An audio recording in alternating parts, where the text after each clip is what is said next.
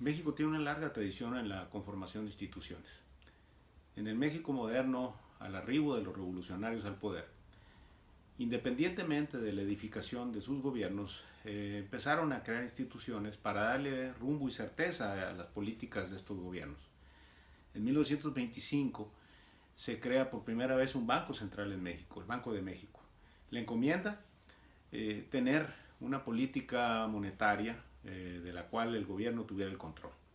También en 1925 se crea la Comisión Nacional de Caminos, independientemente de la Secretaría de Comunicaciones, con el objetivo de comunicar al país.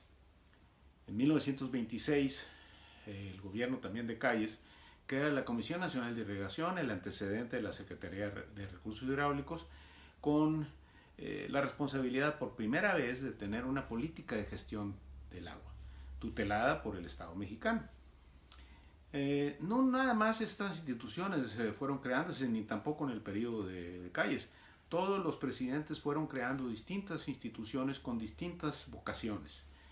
En 1939, por ejemplo, el presidente Cárdenas crea el Instituto Nacional de Antropología e Historia. Por primera vez, una institución iba a velar por el patrimonio histórico y arqueológico de los mexicanos. En 1946, Miguel Alemán crea el Instituto Nacional de las Bellas Artes, el INBA, se lo quita esas atribuciones a la Secretaría de Educación y forma una institución dedicada y exclusivamente a estas actividades. Es así que los distintos presidentes van haciendo estas instituciones. En 1990, por ejemplo, Carlos Salinas crea la Comisión Nacional de Derechos Humanos. Sin embargo, a la llegada de la democracia plena en México, estas instituciones siguen creciendo, pero con características distintas. En primer lugar, con perfiles y vocaciones muy técnicas, muchas de ellas, y lo más importante, ya no eran apadrinadas por el poder en turno, ni por el presidente de la República, ni eran gestiones que correspondían a ellos. Básicamente eran aspiraciones ciudadanas que tenían resonancia en los distintos grupos políticos y edificaban estas instituciones. Hoy sería impensable tener unas elecciones sin el INE, que es una de estas instituciones.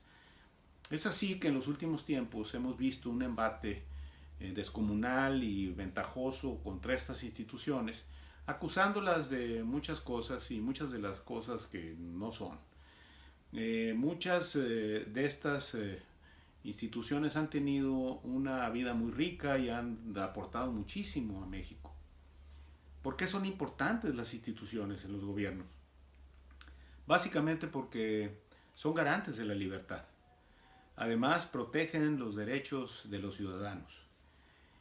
También muchas de esas instituciones tienen como su responsabilidad cuidar la propiedad de los individuos.